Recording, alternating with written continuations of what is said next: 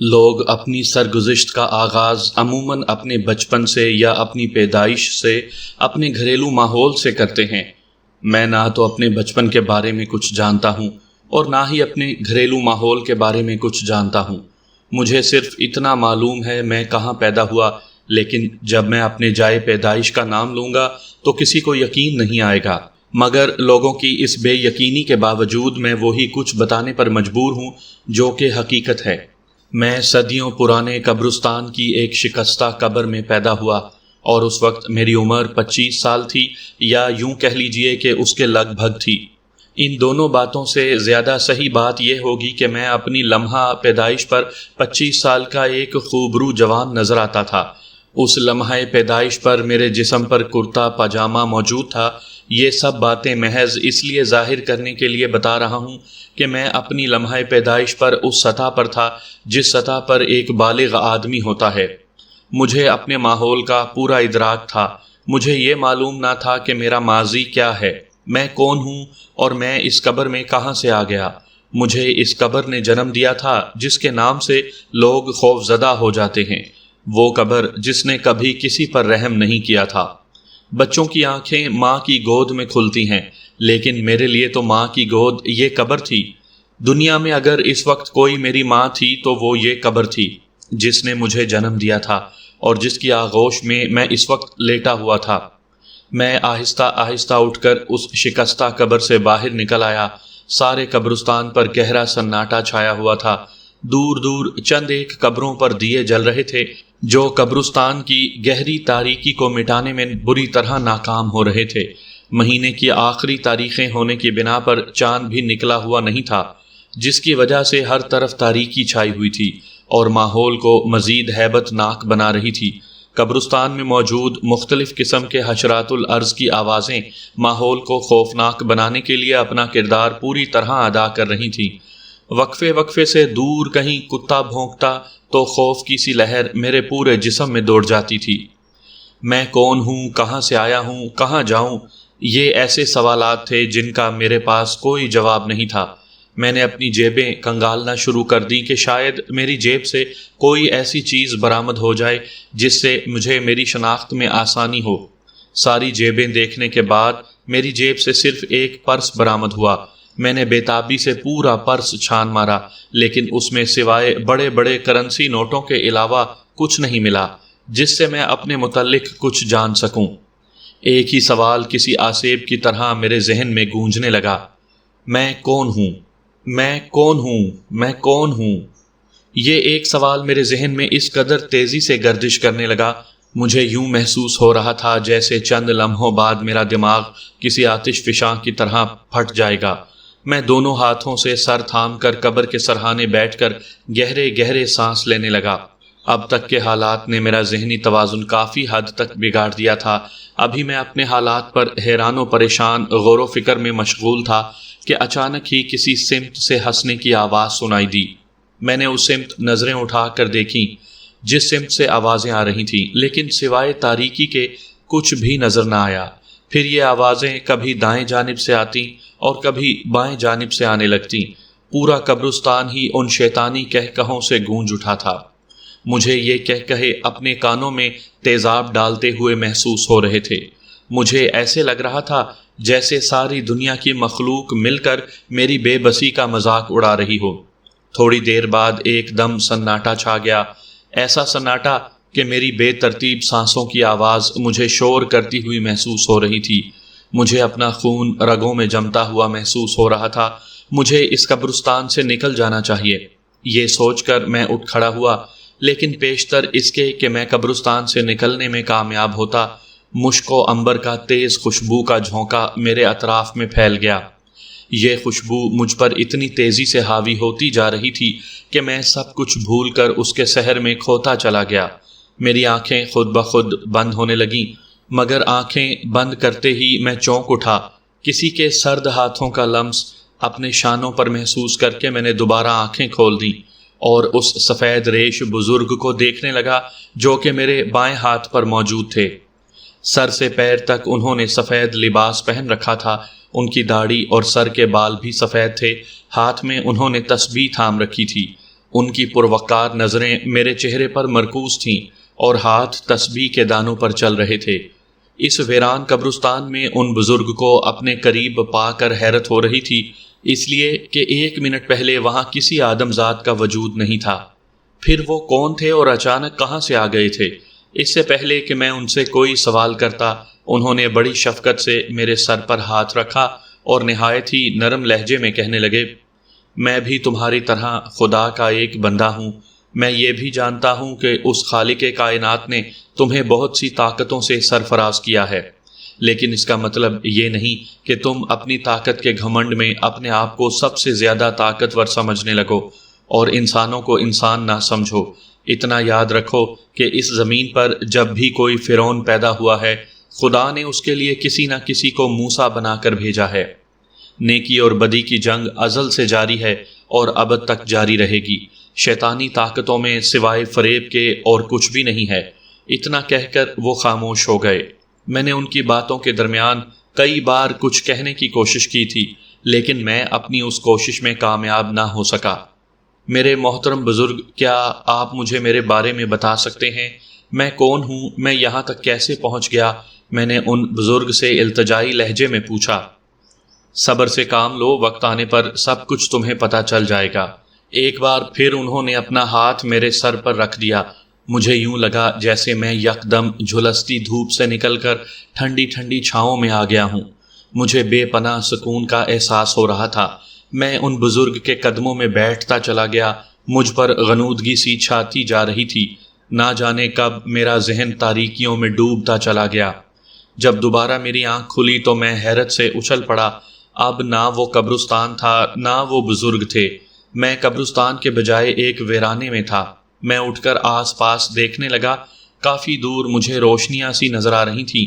میں آہستہ آہستہ قدم بڑھاتا ہوا ان روشنیوں کی طرف چل پڑا۔ میرے اور روشنیوں کے درمیان فاصلہ بتدریج کم ہوتا جا رہا تھا۔ مجھے دور ہی سے کسی بستی کے آثار نظر آنے لگے تھے۔ میں جیسے جیسے بستی کے نزدیک ہوتا جا رہا تھا، میرے دل کی دھڑکنیں تیز ہوتی جا رہی تھیں۔ جب میں بستی میں داخل ہوا تو پوری بستی میں ویرانی چھائی ہوئی تھی۔ ایسا لگ رہا تھا جیسے یہاں برسوں سے کوئی نہ رہتا ہو۔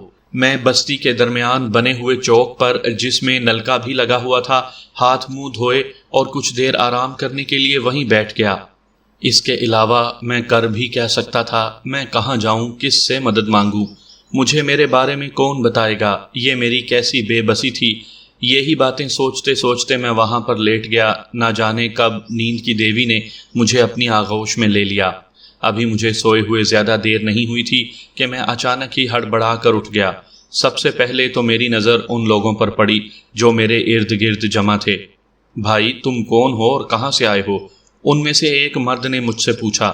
اس سے قبل کہ میں اس کی کسی بات کا جواب دیتا، مشک و عنبر کی تیز خوشبو کا جھونکا میرے اطراف میں پھیلتا چلا گیا اور میری زبان سے الفاظ خود بخود ادا ہونے لگے۔ میرا نام شہریار احمد ہے اور میں یہاں سے آگے جا رہا تھا۔ ذرا دیر یہاں آرام کرنے کے لیے رک گیا تھا۔ پتہ ہی نہیں چلا کہ کب آنکھ لگ گئی۔ اگر آپ لوگوں کو میری وجہ سے کوئی تکلیف پہنچی ہو تو میں معذرت چاہتا ہوں، میں نے ان سے معذرت کرتے ہوئے کہا۔ دوست، اس بستی میں راجہ ارجن سنگھ کی حکومت چلتی ہے، اور اگر اس کو بھنک بھی پڑ گئی کہ ہم نے جانے یا انجانے میں کسی اجنبی کو پناہ دی ہے تو وہ ہماری بوٹیاں بنا کر اپنے کووں کو کھلا دے گا۔ وہ بہت ہی ظالم انسان ہے۔ رحم نام کی کوئی چیز اس کے پاس نہیں ہے۔ اس مرد نے خوف زدہ لہجے میں کہا۔ آپ لوگ فکر مت کریں، اب ایسا کچھ نہیں ہوگا۔ الفاظ بے اختیار ہی میری زبان سے نکلے تھے۔ اس کے ساتھ ہی وہ تیز خوشبو کا جھونکا میرے اطراف سے غائب ہو گیا۔ میری سمجھ میں نہیں آ رہا تھا یہ باتیں خود بخود میری زبان سے کس طرح ادا ہو رہی تھیں۔ بیٹا، تم کیوں اپنی جان کے دشمن بنے ہو اور تم اکیلے کیا کر سکو گے؟ ان میں سے ایک بوڑھی خاتون نے مجھے سمجھاتے ہوئے کہا۔ ماں جی، سب ٹھیک ہو جائے گا، خدا پر بھروسہ رکھیں، میں نے ان کو تسلی دیتے ہوئے کہا۔ لیکن میرے تسلی دینے کے باوجود ان کے چہرے پر غور و فکر کی لکیریں اور گہری ہو گئیں۔ بیٹا، میں اپنا بیٹا ان ظالموں کے ہاتھوں کھو چکی ہوں، اور میں نہیں چاہتی کہ کسی اور ماں کا لال ان ظالموں کے ہاتھوں مارا جائے۔ جوان بیٹے کی موت کا دکھ کیا ہوتا ہے یہ میں جانتی ہوں یا وہ مائیں جانتی ہیں جن کے جوان بیٹے موت کی آغوش میں چلے جاتے ہیں۔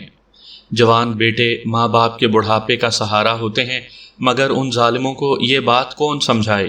یہ ظالم لوگ تو اپنی طاقت کے گھمنڈ میں آ کر اپنے قدموں تلے آنے والی ہر چیز کو روندتے چلے جاتے ہیں۔ پتہ نہیں خدا کب ہم ان ظالموں سے نجات دلائے گا۔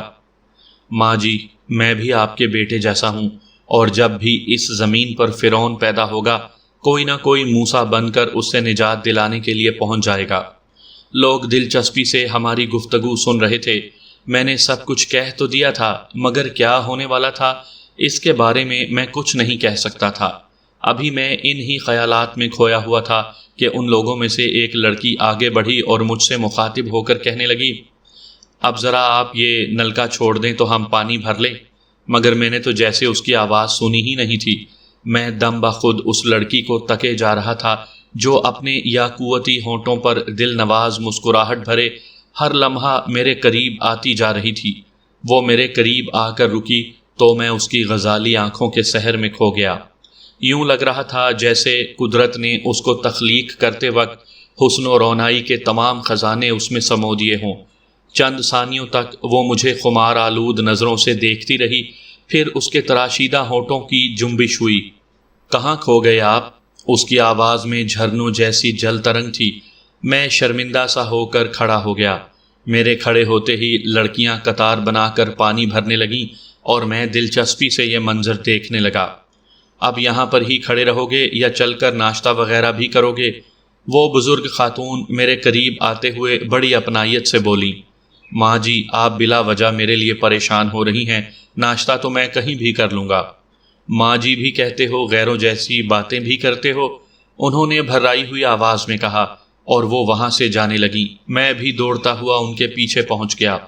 ماں جی، معاف کر دیجئے، آئندہ ایسی بات نہیں کروں گا، میں نے ان کے سامنے دونوں ہاتھوں کو جوڑتے ہوئے کہا۔ پھر میں ان کے ساتھ چلتا ہوا ان کے مکان میں پہنچ گیا۔ چوک سے لے کر مکان میں آنے تک کئی لوگوں نے ان سے دبی زبان میں کہا، آپ کیوں ارجن سنگھ کے غضب کو للکار رہی ہیں؟ لیکن وہ سب کی بات نظر انداز کرتی ہوئی آ گئیں۔ میں نے بھی صرف ماں جی کی ناراضگی کی وجہ سے کوئی بات نہیں کی تھی۔ میں خود بھی یہ نہیں چاہتا تھا کہ میری وجہ سے ان غریب لوگوں پر کسی بھی قسم کی کوئی مصیبت آئے۔ مکان میں پہنچ کر مجھے ان لوگوں کی غربت کا اندازہ ہو گیا تھا۔ ان کا یہ مکان کچی اینٹوں کا بنا ہوا تھا، چھت پر ٹین کی چادریں پڑی ہوئی تھیں جو کہ اب تک کئی جگہ سے گل چکی تھیں۔ دیواروں پر پلاسٹر بھی جگہ جگہ سے اکھڑا ہوا تھا۔ 2 کمروں پر مشتمل یہ چھوٹا سا مکان تھا۔ ماں جی نے مجھے دوسرے کمرے میں لے جا کر زمین پر بچھی دری پر بٹھا دیا اور خود کمرے سے باہر نکل گئیں۔ میں اس کمرے کا جائزہ لیتا رہا۔ اس کی حالت بھی پہلے والے کمرے سے مختلف نہیں تھی۔ چند لمحوں بعد ہی مجھے حیرت کا شدید جھٹکا لگا تھا۔ وہی لڑکی میرے سامنے کھانے کی تھال لیے کھڑی تھی، چوک پر، جس کے حسن میں کھوتا چلا گیا تھا۔ تم اور یہاں؟ میں نے اپنی حیرت پر قابو پاتے ہوئے پوچھا۔ کیا کسی انسان کا اپنے گھر میں آنا منع ہے؟ اس نے مسکراتے ہوئے کہا۔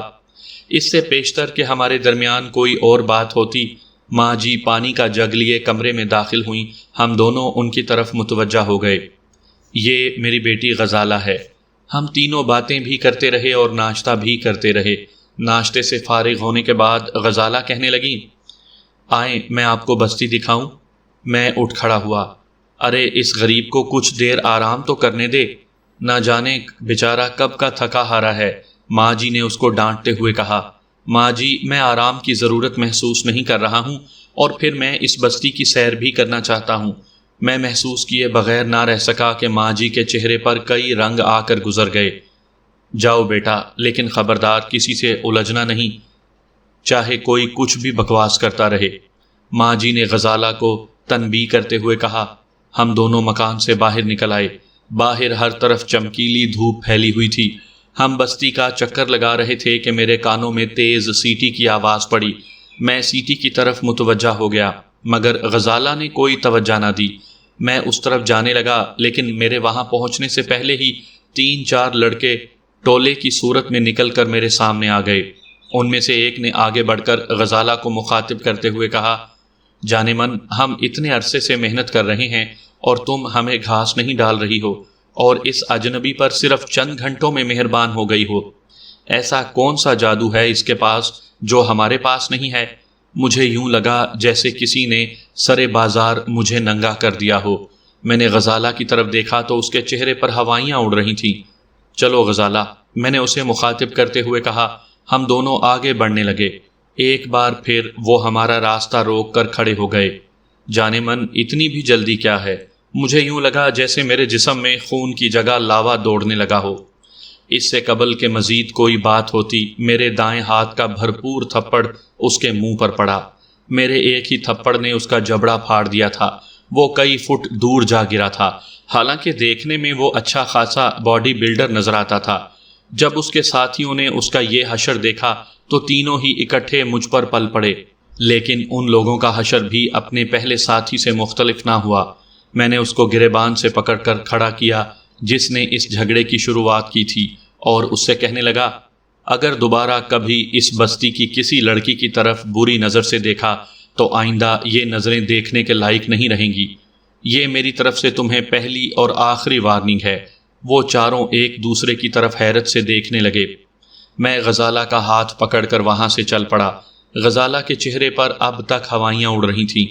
کیا بات ہے غزالہ، یہ تمہارے چہرے پر 12 کیوں بج رہے ہیں؟ میں نے مسکراتے ہوئے پوچھا۔ آپ نے ان لوگوں سے جھگڑا مول لے کر اچھا نہیں کیا۔ یہ آپ کی جان کے دشمن بن جائیں گے۔ خدا نہ خواستہ آپ کو کچھ ہو گیا تو کیا ہوگا؟ میرے اس جملے سے اس کا چہرہ حیا سے سرخ ہو گیا۔ وہ نظریں جھکا کر اپنے دوپٹے کے کونے میں اپنی انگلی لپیٹ کر اور کھول کر اس سے کھیلنے لگی۔ ہم آہستہ آہستہ چلتے ہوئے مکان میں پہنچ گئے۔ ماں جی نے ہمیں دیکھتے ہی گہری اطمینان کی سانس لی، لیکن غزالہ نے جب ان کو جھگڑے کے بارے میں بتایا تو وہ پریشان ہو گئیں۔ بیٹا، میں نے تمہیں اسی لیے نصیحت کر کے بھیجا تھا، مگر تم شاید میری بات سمجھ نہیں سکے تھے۔ اب ہوگا یہ کہ ان میں سے کوئی نہ کوئی حویلی جا کر راجا ارجن سنگھ سے کہہ دے گا کہ ہم نے کسی اجنبی کو پناہ دے رکھی ہے۔ ماں جی نے تفصیل بتاتے ہوئے کہا، آنے دیجئے اس راجا ارجن سنگھ کو، اب اس کے بھی دن گنے جا چکے ہیں۔ میں نے لاپرواہی سے جواب دیا۔ دوپہر کے کھانے کے بعد میں کچھ دیر آرام کرنے کے لیے لیٹ گیا۔ چند منٹ کے بعد ہی میں دنیا و مافیا سے بے خبر ہو گیا۔ نہ جانے کتنی دیر گزر گئی، جب میری آنکھ کھلی تو شام کا اندھیرا پھیلتا جا رہا تھا۔ میں آس پاس نظریں دوڑانے لگا تو مکان میں کوئی بھی موجود نہیں تھا۔ میں نے کئی بار ماں جی کو پکارا، غزالہ کو آوازیں دیں، لیکن ہر بار میری آوازیں دیواروں سے ٹکرا کر واپس آ گئیں۔ میں بے چین ہو کر مکان سے باہر نکل آیا۔ میری چھٹی حس مجھے مسلسل کسی آنے والے خطرے سے آگاہ کر رہی تھی۔ میں اس چوک کی طرف چلنے لگا جس پر نلکا لگا ہوا تھا۔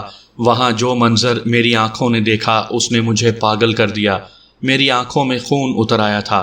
3 سادھو قسم کے لوگ جو کہ شکل و صورت سے کسی مندر کے پنڈت نظر آتے تھے، انہوں نے ماں جی کو ایک درخت سے باندھا ہوا تھا۔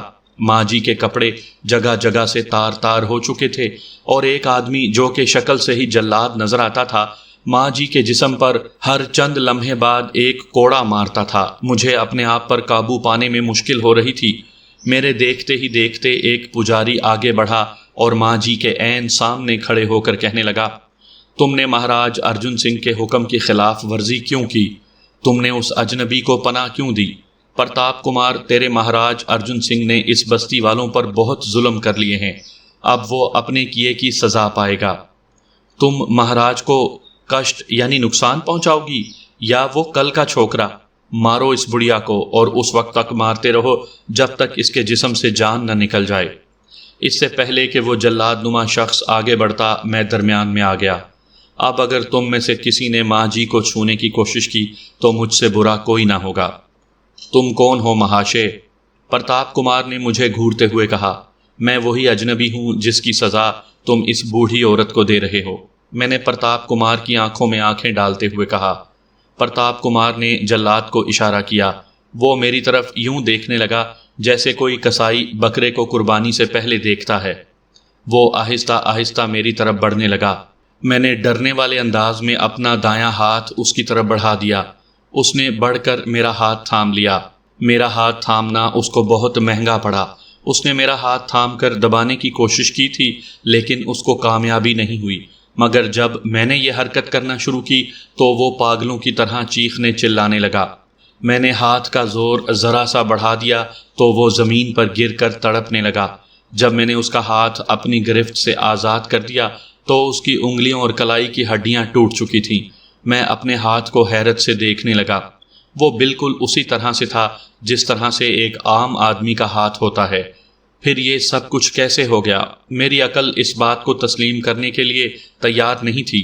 اچانک ہی میرے دماغ میں بزرگ کے جملے گونجنے لگے جو کہ انہوں نے قبرستان میں مجھ سے کہے تھے کہ تمہیں اس خالق کائنات نے بہت سی طاقتوں سے سرفراز کیا ہے۔ میں یہی سوچتا ہوا آگے بڑھا اور ماں جی کو رسیوں سے آزاد کرتے ہوئے مہاراج پرتاپ کمار کے پاس پہنچ گیا۔ کس سوچ میں گم ہو مہاراج؟ میں نے مسکراتے ہوئے کہا۔ وہ اچانک ہی چونک کر سیدھا ہو گیا۔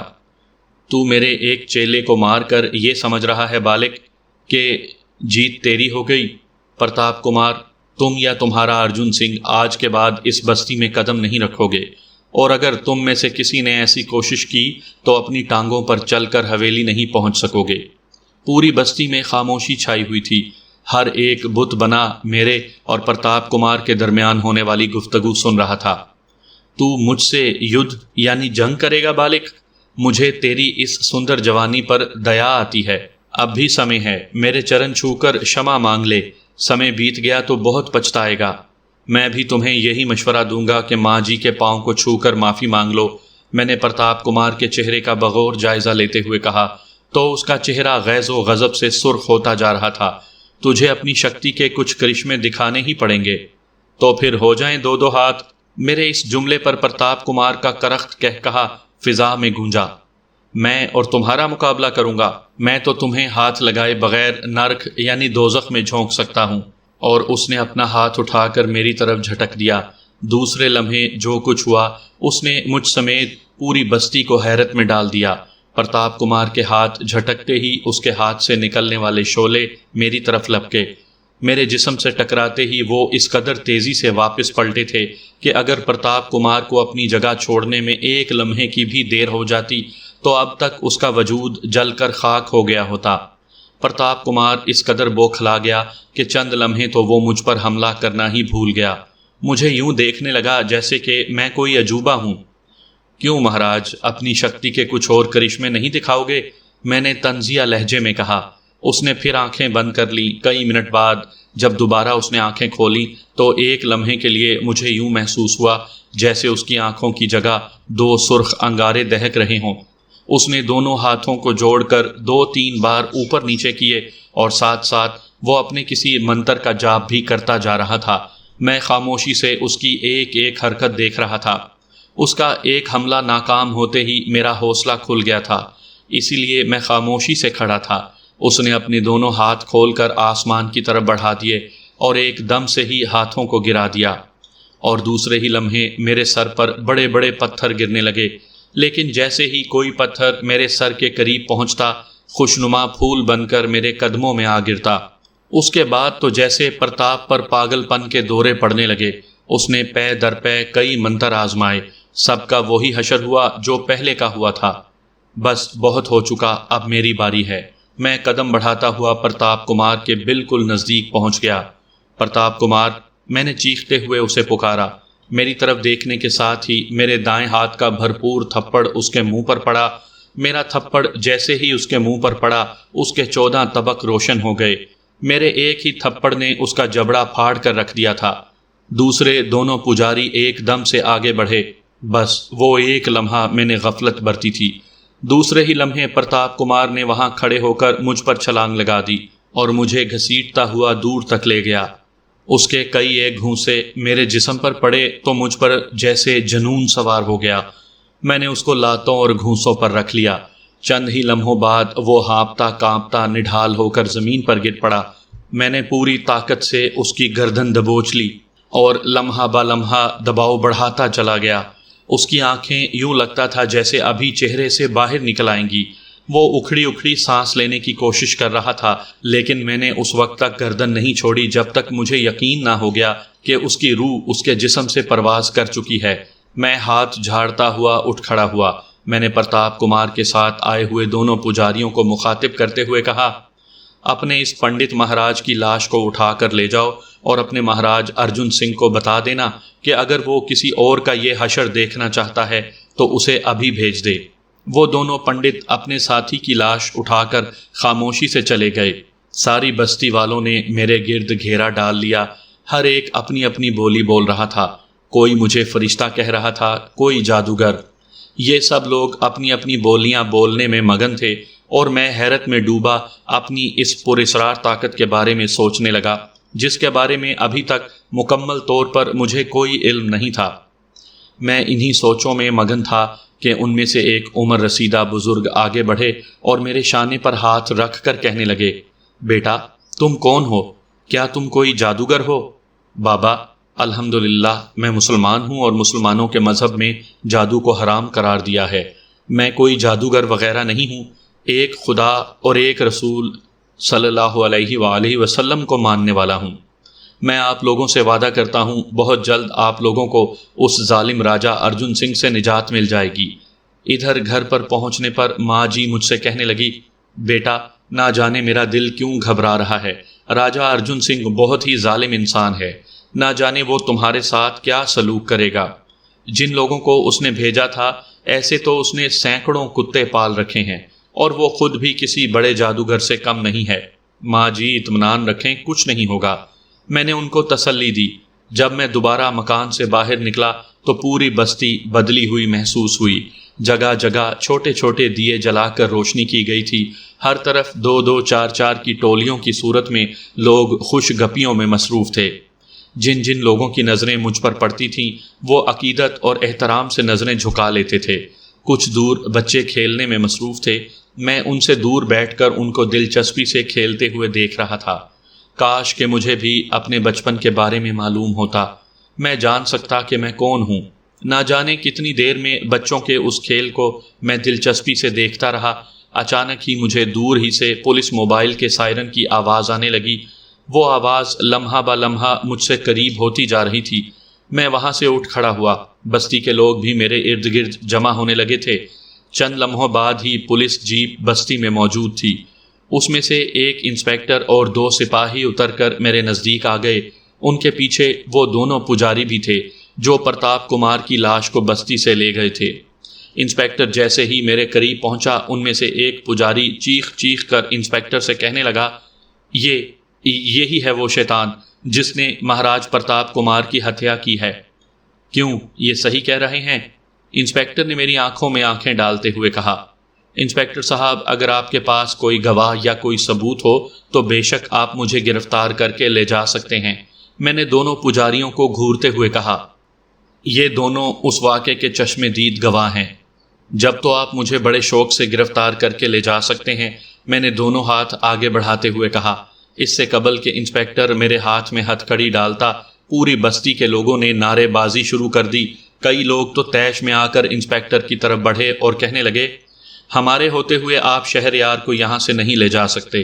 ان لوگوں کو اپنی طرف بڑھتا دیکھ کر ایک لمحے کے لیے انسپیکٹر خود بوکھلا گیا۔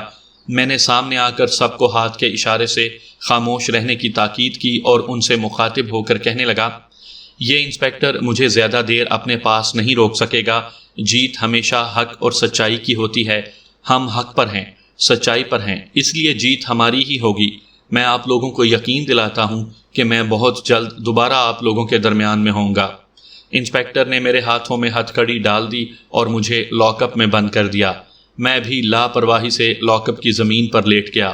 میں نے اپنے آپ کو حالات کے دھارے پر چھوڑ دیا تھا۔ چند لمحوں بعد ہی مجھے یوں محسوس ہوا جیسے کہ میرے علاوہ بھی یہاں کوئی موجود ہو۔ میں اٹھ کر بیٹھ گیا، آنکھیں پھاڑ پھاڑ کر چاروں طرف دیکھنے لگا، لیکن کوئی نظر نہ آیا۔ میں نے سوچا کہ شاید میرا وہم ہے۔ سامعین کرام، آپ سن رہے ہیں ایک خوفناک اور ڈراؤنی اردو کہانی قبر کا بیٹا۔ مجھے امید ہے آپ کو میری یہ کاوش پسند آئے گی۔ آپ نے اگر ابھی تک میرا چینل کہانی گھر سبسکرائب نہیں کیا تو میرے چینل کو سبسکرائب کر کے بیل نوٹیفیکیشن آن کر لیجئے تاکہ آنے والی ہر نئی کہانی کی اطلاع بر وقت آپ تک پہنچ سکے۔ کس وچار میں گم ہو، لاک اپ میں ایک نسوانی آواز گونجی تو میں چونک پڑا۔ یہ آواز میں نے پہلے کبھی نہیں سنی تھی۔ میں تیزی سے پلٹ کر ادھر ادھر دیکھنے لگا مگر یہاں کوئی دوسرا موجود نہیں تھا۔ مجھے نہیں پہچانتے؟ وہی مترنم آواز لاک اپ میں گونجی۔ تم جو کوئی بھی ہو میرے سامنے آ کر بات کرو، اس بار میں نے کرخت لہجے میں کہا۔ میں تمہارے سامنے موجود ہوں۔ سازوں پر رقصاں کوئی آواز دوبارہ ابھری۔ اچانک مجھے محسوس ہوا جیسے میری نظروں کے سامنے سے کوئی دبیز پردہ دھوئیں کی طرح ہٹ گیا ہو۔ اب میں اس عورت کو بخوبی دیکھ سکتا تھا جو میرے سامنے دروازے کے قریب کھڑی مسکراتی ہوئی نظروں سے مجھے دیکھ رہی تھی۔ سر سے پاؤں تک اس نے دھانی رنگ کی ایک ساڑی لپیٹ رکھی تھی جس کے اندر سے اس کا مرمری جسم جھانک رہا تھا۔ اس کے چہرے کے نقش و نگار اس قدر حسین و جاذب نظر آتے تھے کہ ایک لمحے کے لیے میں اس کے حسن و رونائیوں میں گم ہو گیا۔ پھر مجھے راجہ ارجن سنگھ کا خیال آیا تو میری آنکھوں میں خون اتر آیا۔ میں نے قہر آلود نظروں سے اسے دیکھتے ہوئے پوچھا، کون ہو تم؟